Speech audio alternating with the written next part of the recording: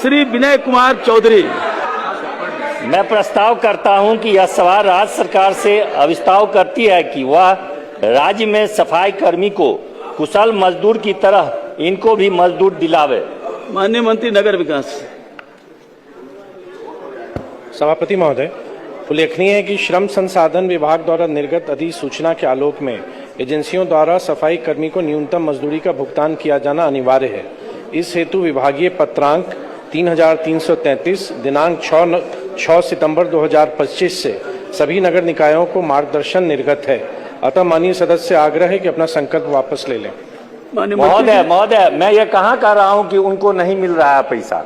मेरा यह कहना है कि उनको अभी अकुशल मजदूर की भांति मिलता है, जबकि सफाई कर्मी से ज्यादा कुशल कोई भी मजदूर नहीं हो सकता है। कि वह जिस तरह से 1 या 2 दिन अगर वह स्ट्राइक पर हो जाते हैं तो हम लोगों को शहर में चलने लायक स्थिति में नहीं रहती है। वह सारी गंदगी को उठा करके वो ले जाता है। तो वैसी स्थिति में मैं मंत्री महोदय से मैं आग्रह करता हूं कि निश्चित रूप से यह बहुत ही संवेदनशील मामला है।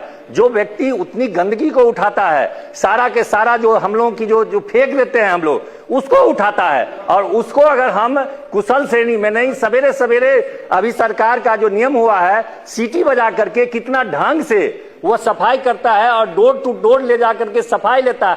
अब तो नीतीश जी के शासन काल में वो निर्णय हुआ था कि पूरे ग्रामीण क्षेत्र में भी यह हो रहा है। इसलिए मेरा आग्रह है कि इस पर सरकार निश्चित रूप से विचार करके यह जो सबसे जो हमारा काम जो बड़ा ढंग से करते हैं उसको कुशल श्रेणी के मजदूर में उनको मिलना चाहिए। मेरा यह नहीं कहना है कि उनको मजदूरी नहीं मिलता है, एजेंसी के द्वारा मिलता है, लेकिन एजेंसी उनको कुशल मजदूर के श्रेणी में नहीं मजदूरी दे रहा है। यह मेरा आग्रह है।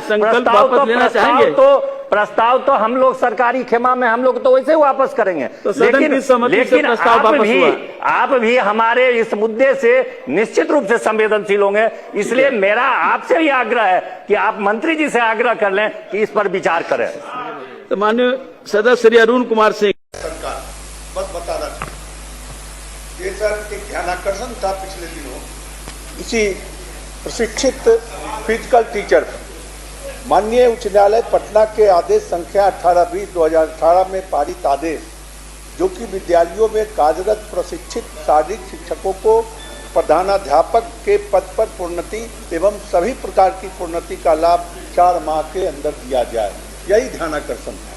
सरकार का जवाब है, वस्तु स्थिति यह है कि CWJC नंबर 18/20/2018 के याचिकाकर्तागण स्थानीय निकायों द्वारा नियुक्त शारीरिक शिक्षक हैं।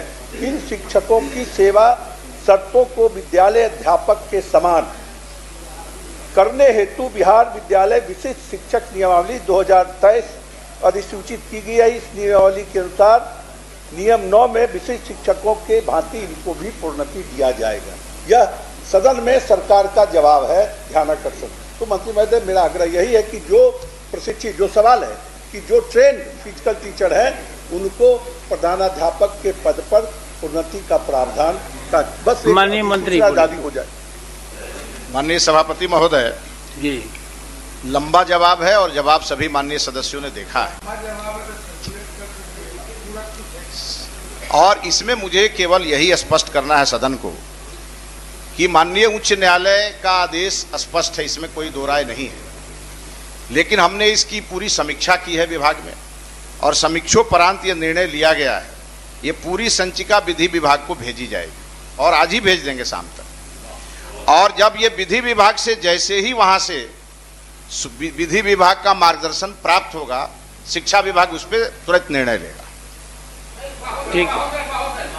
विधि विभाग क्या कह देगा कि अब हाईकोर्ट के निर्णय नहीं। महोदय, सभी माननीय सदस्यों की जो चिंता है कि नई जो शिक्षा नीति लागू हुई उसके अधीन जो प्रक्रिया दी गई है या जो निर्देश दिए गए हैं उसके आधार पर चीज़ों को तय किया जाए। तो हम लोग जरूर 1 सप्ताह में इसको बैठकर और जो सुझाव आया है इसका निर्णय करके जो हमारे शिक्षकगण हैं या हमारे जो विद्यार्थी हैं सभी लोगों को इसका लाभ मिल सके, इस पर ध्यान रखेगी सरकार। माननीय सदस्य डॉक्टर अजय कुमार सिंह। साथ अपना घर का काम कब करेंगे? हम केवल उनके भी तो बच्चे माननीय हैं, मंत्री जी वो से खुद यह एक जानना अभिभावक चाहते हैं और अभिभावक होने के नाते उनकी भी जिम्मेवारी है। और हाफ डे पर अब इस सवाल पर जो तो शुरुआत था, सभी लोग बोलेंगे शिक्षक वाले। माननीय सवाल मिला मंत्री, था महोदय, इसलिए हमको बोलने दी जाए। माननीय मंत्री और हाफ जी, डे पर जब नहीं, सवाल सब जो है, आदमी बोलेंगे।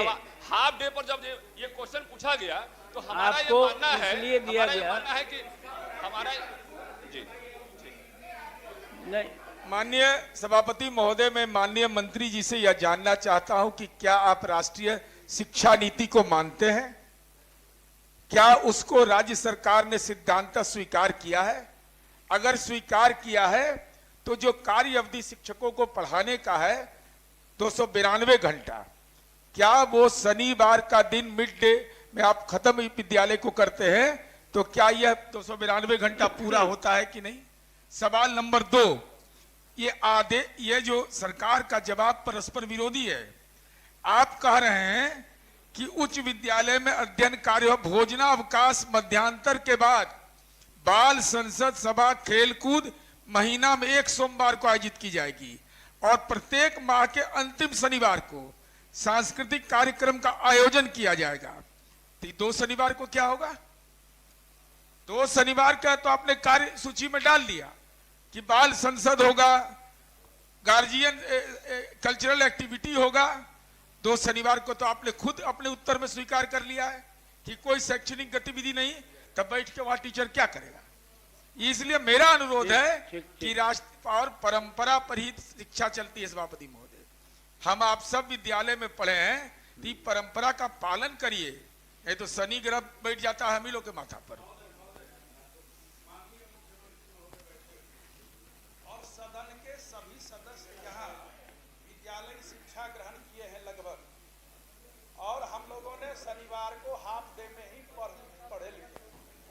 महोदय, आश्वासन भी दिया गया है, हम ज्यादा समय नहीं लेंगे। शिक्षा विभाग ने जो उत्तर दिया है महोदय, पढ़ा जाए।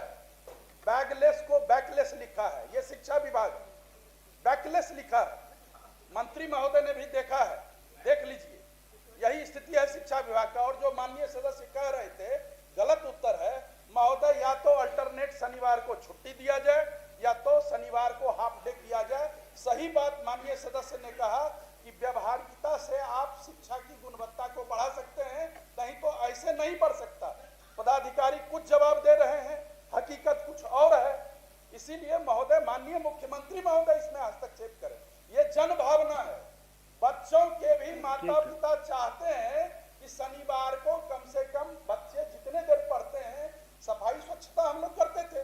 हम लोग गोबर उठा उठा करके जिस समय पढ़ते थे, लगभग शनिवार को स्वच्छता और सफाई का दिन रहता है महोदय। अभी दो तीन आदमी और बाकी हैं। एक सवाल। आप लोग के आप गवाह हैं सभापति महोदय, आप गवाह हैं।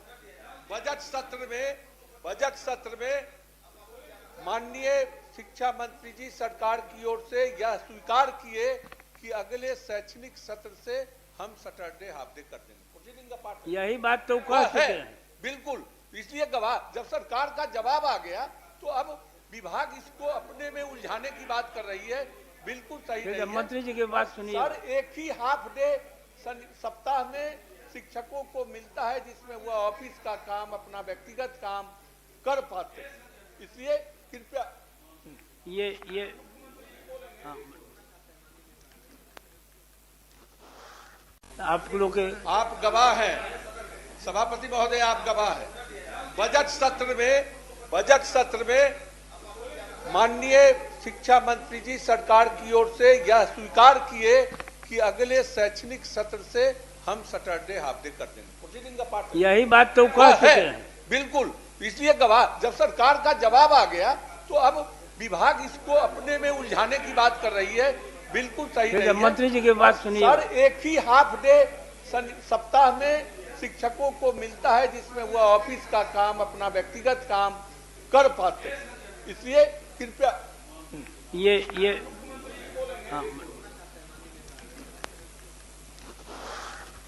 माननीय सभापति महोदय, सभी माननीय सदस्यों की जो चिंता है कि नई जो शिक्षा नीति लागू हुई उसके अधीन जो प्रक्रिया दी गई है या जो निर्देश दिए गए हैं, उसके आधार पर चीज़ों को तय किया जाए। तो हम लोग जरूर एक सप्ताह में इसको बैठकर और जो सुझाव आया है इसका निर्णय करके जो हमारे शिक्षकगण हैं या हमारे जो विद्यार्थी हैं सभी लोगों को इसका लाभ मिल सके, इस पर ध्यान रखेगी सरकार।